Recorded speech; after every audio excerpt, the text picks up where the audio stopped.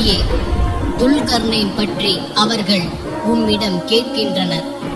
அவரை பற்றிய செய்தியை நான் உங்களுக்கு கூறுவேன் என்று கூறுவீராக. அவருக்கு பூமியில் ஆட்சி செய்ய நாம் வசதி அளித்தோம். ஒவ்வொரு பொருளிலிருந்தும் அவருக்கு வழியை ஏற்படுத்தினோம். அவர் ஒரு வழியில் பயணம் செய்தார். முடிவில் 2 மலைகளுக்கிடையே உள்ள பகுதியை அவர் அடைந்தபோது அதற்கப்பால் எந்த பேச்சையும் புரிந்து கொள்ளாத ஒரு சமுதாயத்தை கண்டார். துல்கர்னைனே, யாஜூஜ் மாஜூஜ் என்போர் பூமியில் குழப்பம் விளைவிக்கின்றனர். எங்களுக்கும் அவர்களுக்கும் இடையே ஒரு தடுப்பை நீர் ஏற்படுத்திவிட உமக்கு நாங்கள் வரி தரட்டுமா என்று அவர்கள் சைகை மூலம் கேட்டனர். என் இறைவன் எனக்கு அழைத்திருப்பதே சிறந்தது. ஆகவே உங்கள் உடல் பலம் கொண்டு எனக்கு உதவுங்கள். உங்களுக்கும் அவர்களுக்கும் இடையே தடுப்பை அமைக்கின்றேன் என்றார் துல்கர்னன். தனது பணியாளர்களிடம் என்னிடம் இரும்பு பாலங்களை கொண்டு வாருங்கள் என்றார்.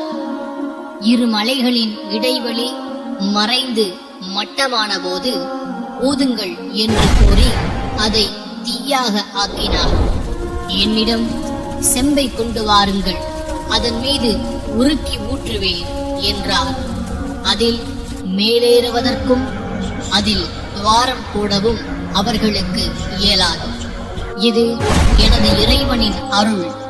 என் இறைவனின் வாக்கு நிறைவேறும் போது இதை அவன் தூளாக்கி விடுவான் என்று என் இறைவனின் வாக்குறுதி உண்மையானது என்றார்.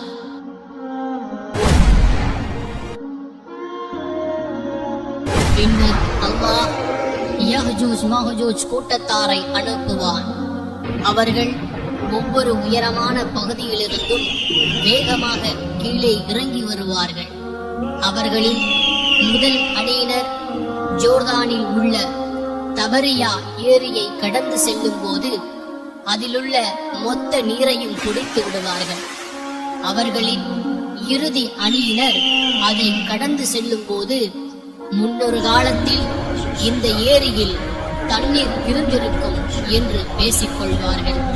பின்னர் இறை தூதர் ஈசா அலைஹி வஸல்லம் அவர்கள் அவர்களுடன் இருப்போரும் துர்மழையில் முற்றுகையிடப்படுவார்கள்.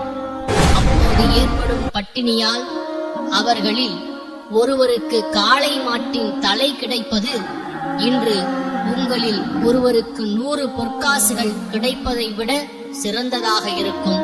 மேலும் யஜூஜ் மஜூஜ் கூட்டத்தினர் பைத்துல் முகத்தஸ் பகுதியில் உள்ள மலையில் ஏறுவார்கள்.